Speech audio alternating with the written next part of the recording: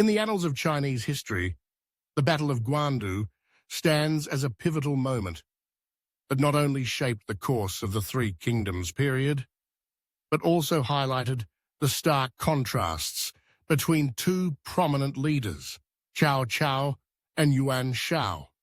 Both men were born into aristocratic families, wielding significant power and commanding large armies, yet their fates diverged dramatically during this critical confrontation. The reasons for Cao Cao's triumph and Yuan Shao's failure can be traced back to their contrasting leadership styles, which were shaped by their values, decision-making processes, and the ways they engaged with their subordinates. Cao Cao's leadership style was marked by decisiveness and flexibility. He understood the importance of adapting to circumstances, a quality that proved invaluable during the chaotic times of the late Han dynasty. When faced with the threat of Yuan Shao's larger and better-equipped forces, Cao Cao did not hesitate.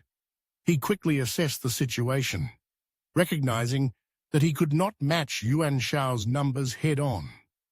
Instead, he devised a strategy that capitalized on his strengths, superior tactics, the loyalty of his men, and the ability to outmaneuver his opponent. Cao Cao was not just a commander. He was a strategist who could think several steps ahead, making him a formidable opponent. In stark contrast, Yuan Shao's leadership was characterized by hesitance and rigidity. Despite commanding a larger army, he was plagued by indecision, often unable to capitalize on his advantages. His reliance on familiar advisors and traditional methods blinded him to the potential of those outside his immediate circle. Yuan Shao believed in the superiority of his lineage and the strength of his established alliances, which ultimately led to a sense of arrogance. He underestimated Cao Cao, dismissing him as a lesser opponent, which proved to be a grave miscalculation. Yuan Shao's inability to adapt to the rapidly changing dynamics of the battlefield was a critical factor in his downfall. One of the most significant differences between the two leaders was their approach to talent. Cao Cao was known for his ability to recognize and nurture talent, regardless of an individual's background or past allegiances. He welcomed individuals from various walks of life into his ranks, understanding that a diverse set of skills and perspectives could enhance his command. This inclusivity allowed him to build a loyal and capable team, drawing from the strengths of those around him. Figures like Zhu Shu and Zhang Liao, who had once served under Yuan Shao, found a new home in Cao Cao's camp, where their skills were valued, and they were given the opportunity to shine.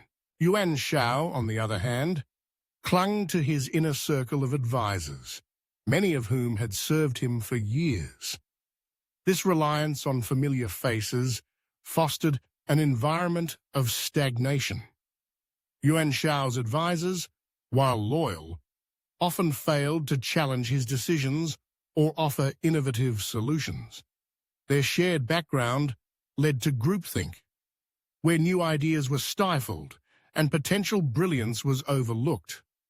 Yuan Shao's arrogance in believing that his established relationships could carry him to victory ultimately cost him dearly. He failed to see the value in the talents that lay beyond his immediate circle, missing out on opportunities that could have turned the tide of battle in his favor. Discipline was another arena in which Cao Cao excelled. His forces operated under strict military discipline, ensuring that commands were executed efficiently and without question.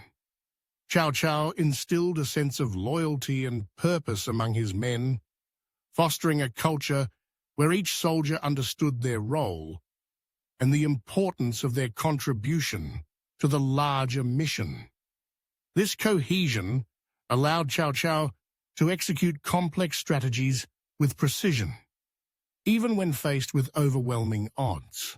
Conversely, Yuan Shao's army was poorly managed, with units often acting independently and without coordination. His forces, while numerous, lacked the unity and discipline that characterized Cao Cao's command. This disorganization was particularly evident during the Battle of Guandu, where miscommunications and independent actions led to chaos among Yuan Shao's ranks. The inability to effectively marshal his troops under a single command structure became a significant liability, allowing Cao Cao to exploit these weaknesses and turn the tide of battle. As the battle unfolded, Cao Cao's ability to adapt became increasingly apparent. He seized opportunities as they arose, making quick decisions that capitalized on Yuan Shao's mistakes. When Yuan Shao hesitated to engage, Cao Cao launched surprise attacks, disrupting the enemy's plans and sowing discord among their ranks. His willingness to take risks and adjust his strategies on the fly showcased a level of leadership that was both visionary and pragmatic. In contrast, Yuan Shao's failure to act decisively led to missed opportunities. His indecision allowed Cao Cao to gain the upper hand, and as the battle progressed, it became clear that Yuan Shao's rigid adherence to his initial plans would lead to his undoing. The longer he waited, the more Cao Cao solidified his position, ultimately leading to Yuan Shao's retreat and eventual defeat. The lessons from the Battle of Guandu extend beyond mere military strategy. They offer profound insights into the qualities that define great leadership.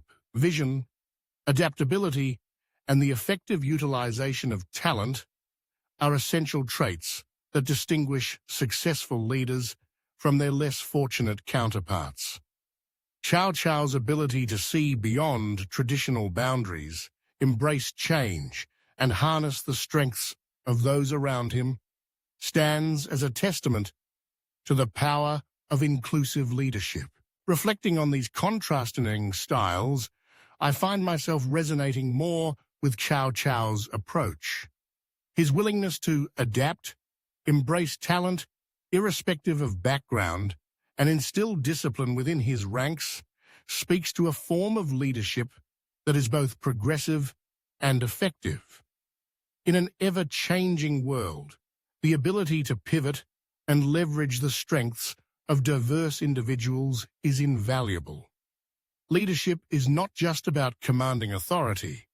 It is about inspiring others, fostering collaboration, and recognizing that brilliance can come from the most unexpected places.